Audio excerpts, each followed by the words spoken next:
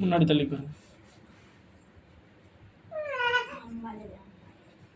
ஏதோ அவருடைய கட்டுமனைக்கு போனேன். சரியா?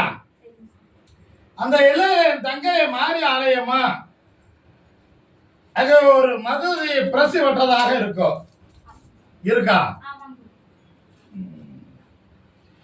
இப்ப உன்னுடைய கணவனுடைய தொழிலுக்கு வளர்த்து தரணும், பொருளாதாரத்தை உயர்த்தி தரணும்.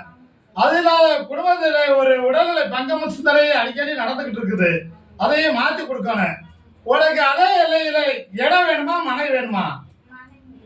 மனை வேணும். கால் கொடுத்துட்டு வா.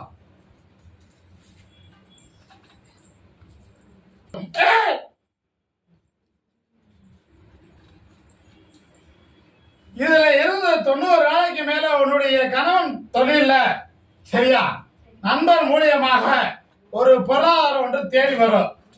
அதை பயன்படுத்திக்கிற சொல்லு. அது இல்லாத அவனுக்கு பணம் வர வேண்டியது 2 இடத்துல இருக்குது. அதுல ஒரு இடத்துல இருந்து இப்ப வாங்கி கொடுத்துருவேன், இன்னொரு இடத்துல காலதாமதமாகும். சரியா? கார்த்திகைக்கு மேல அடுத்த வையாசிக்குள்ள உனக்கு அதே இடத்துக்கு ஒரு மனையை அமைத்து தருவேன். கட்டியதாக அமையும். வெற்றிகரமா நடக்க கவலைப்பட வேண்டாம். வேற என்ன கேக்குற?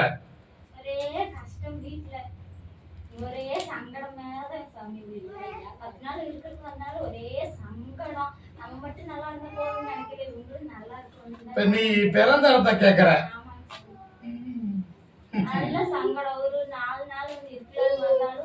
தாயால சங்கடமா, தகப்பனால் சங்கடமா? தகப்பனால சங்கடங்களும் சிந்தனைகள் நடக்குது. பிறந்தவனால ஒரு பிரயோஜனம் கூட இல்ல அப்படிங்கிற செயல் நடக்குது. 2 பெண்களை பெற்றதை தவிர அவர் வேற ஒன்று அவர் பாக்கியம் செய்யல. உண்மையா? இந்த 2 பெண்களை என்றால் அவர் சன்னியாசி வாழ்க்கை வாழ்ந்திருக்கணும். இல்லைன்னா எங்கேயாவது கண் காணாம ஓடி இருக்கணும். இதுதான் நடந்திருக்கும். புரியுதா?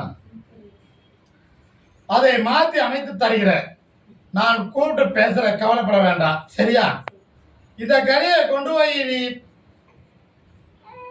இப்ப நீ இருக்கும் இடத்துல வைத்துக் கொள்ளணும். என் விவிதியை பூசிக்கிறலாம். மறுபடியும் நீ அந்த எல்லைக்கு போறதுக்கு முன்னாடி என்னை பார்த்துட்டு போ. சரியா? ஒரு பொருள் ஒன்று வர வேண்டியது இருக்குதா, அவனுக்கு அதை நான் வாங்கி தரேன். அதை அப்போது பேசுறேன்.